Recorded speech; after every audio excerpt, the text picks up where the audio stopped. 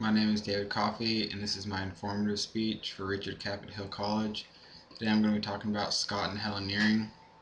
When you think about organic gardening, vegetarianism, equal rights, and subsistence farming, they sound like issues that are in our current culture. While this is true, Scott and Helen Nearing started putting these into effect back in 1932 when they moved onto a rundown farm in Vermont to escape the pressures of the Great Depression and to maintain an independent lifestyle. When Scott and Helen Nearing left the city life, they had three main reasons in mind. They were economic, hygienic, and social and ethical. The economic reasons. They wanted to live as independent as possible of big business and modern conveniences without having to deal with businessmen or politicians. The fact that this was during the Great Depression, that's really the only option they did have. Their plan to do this included raising as much of their own food as possible, bartering for products they could not produce, using wood they cut for themselves as fuel, and putting up their own buildings from materials found on their land. Scott and Helen made syrup on the farm, and after each sap season, they wrote to people in other places telling them the cost of their syrup and exchanging it for equal values of citrus, walnuts, olive oil, or raisins. They also sold their syrup on the open market and priced it only to make back what they determined it cost to produce.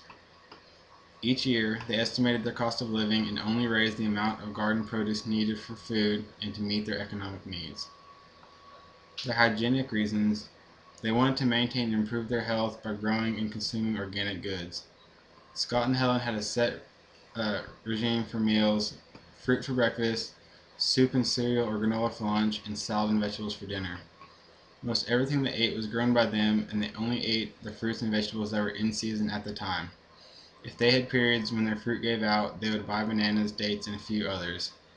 They both ended up living to old ages, with Scott dying at the age of 100 and Helen dying at the age of 90.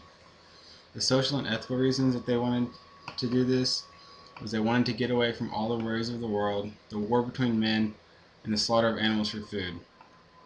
Also, they did not seek to make profit, they were only interested in earning a livelihood. They believed that all life was to be respected, even animals. They did not hunt animals for sport or for food and were strict vegetarians. Scott Nearing was a former college professor but lost his position due, in part, to his anti-war activism during World War I.